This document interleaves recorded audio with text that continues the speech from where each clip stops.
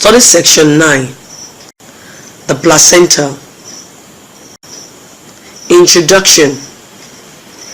A baby in the stomach carries out the characteristics of living things, which are movements, respiration, nutrition, excretion, growth, and others. But you are aware that the baby cannot come out of the womb to carry out all these activities. Think about it. How then does the baby feed, breathe, and even pass out waste? It's very simple. Through the placenta, the parents pass nutrients to the baby, and the baby passes waste to the mother for evacuation. When a woman is pregnant, the baby is connected to the mother through what is called the placenta. Therefore, in this lecture, you will learn about the organ called the placenta, which links the fetus closely with the mother's circulation to perform many functions. The survival of the fetus depends on the integrity of the placenta. Learning outcomes. At the end of this study section, you will be able to 1. Define and describe the development of the placenta. 2. Explain the functions of the placenta. 3. Discuss the appearance of the placenta at term. Development of the placenta. The placenta, also known as afterbirth, is an organ that connects the developing fetus to the uterine wall to allow nutrient uptake, waste elimination, and gas exchange through the mother's blood supply, fight against internal infection, and produce hormone to support pregnancy. The chorion rhodosome, which is part of the trophoblast, develops into the placenta, will eventually develop into the placenta. The villi under the capsular decidua form the chorion leaf, bowed chorion, which is the origin of the chorionic membrane. The villi penetrates the residua, opening to form sinuses. The area surrounding the villi is known as blood spaces. The maternal blood circulates slowly, enabling the villi to absorb food and oxygen and excrete waste. These are known as the nutritive villi. A few villi are more deeply attached to the deciduous and are called anchoring villi. Each chorionic villus arises from one stem. Its center consists of mesoderm and fetal blood vessels, and branches of the umbilical artery and vein. The external layer of the villus is the syncytial trophoblast. 4 layers of the tissue separate the maternal blood from the fetal blood and make it possible for the two circulation to mix unless any villi are damaged. The placenta is completely formed and functioning from 10 weeks after fertilization. 4 layers of tissue separate water blood from fetal blood and make it impossible for the two circulation to meet unless any villi are damaged. The blood spaces, the nutritive villi, the anchoring villi, and the syncytial trophoblast. The mature placenta. In its early stages, it is a relatively loose structure, but becomes more compact as it matures. Between 12 to 20 weeks gestation, the placenta weighs more than the fetus because the fetal organs are insufficiently developed to cope with the metabolic process of nutrition. Functions of the placenta. From the introduction, you have studied that the placenta is the medium communication between the mother and the baby in the womb. By communication, it means that the baby carries out activities through the help of the mother, and of these are made possible with the placenta. Physiological functions of the hormone.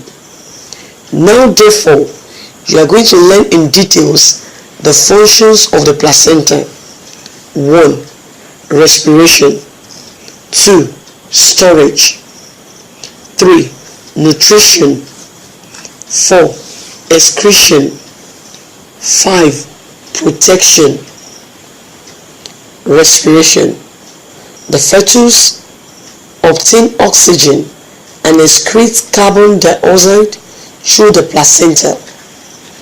Oxygen from the mother's hemoglobin passes into fetal blood by simple diffusion, and similarly the fetus gives off carbon dioxide into the maternal blood. Storage.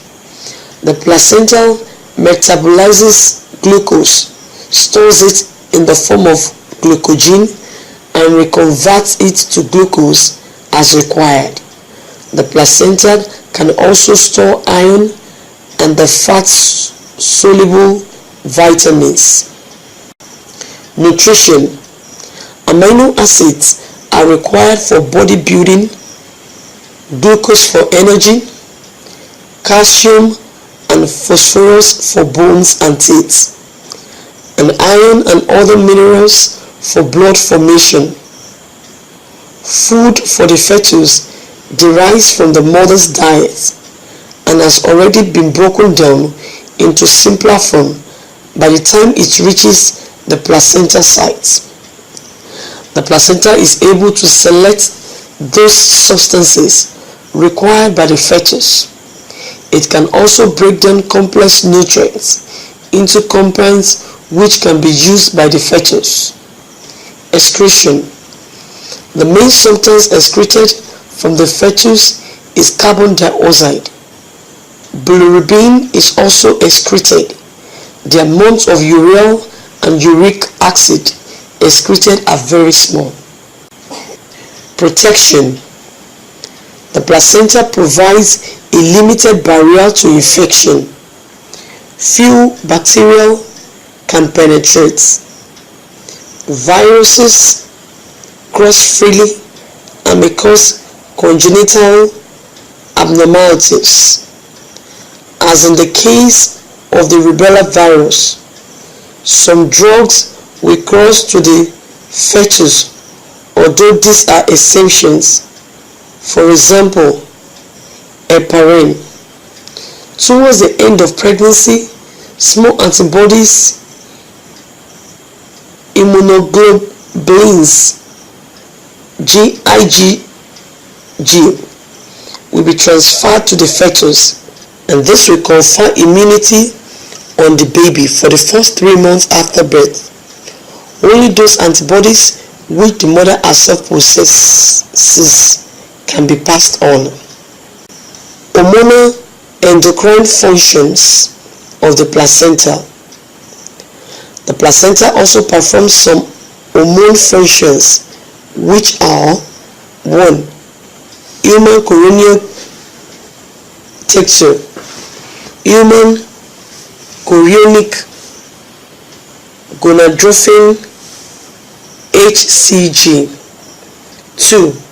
Production of estrogens. 3. Progesterone. 4. Human placental lactogen HPL. Human chorionic gonadotropin HCG. This is produced by the cytotrophoblast layer of the chorionic villi. Initially, if it's present in a very large quantities, it gradually reduces as the pregnancy advances.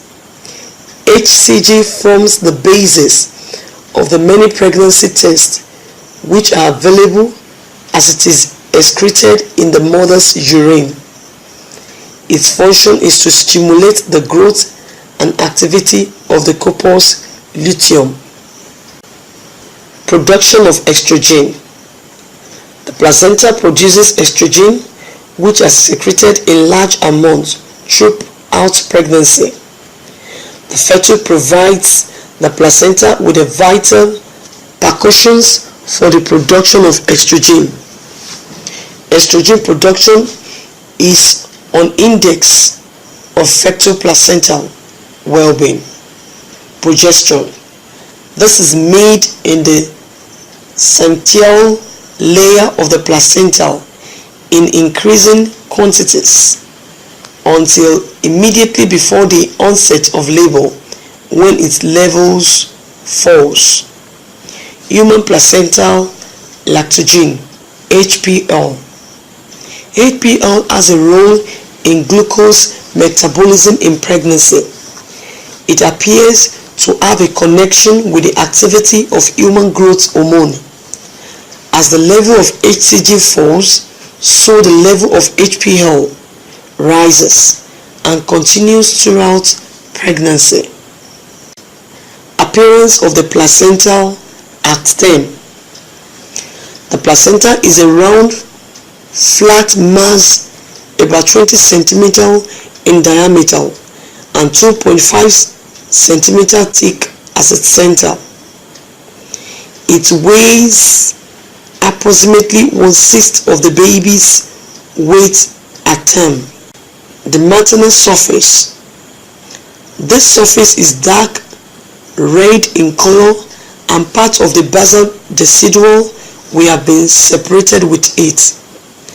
The surface is arranged in about 20 lobes which are separated by sulcus furrow into which the deciduals dips down to form septal walls. The lobes are made up of lobes, each of which contains a single vellus with its branches. The fetal surface.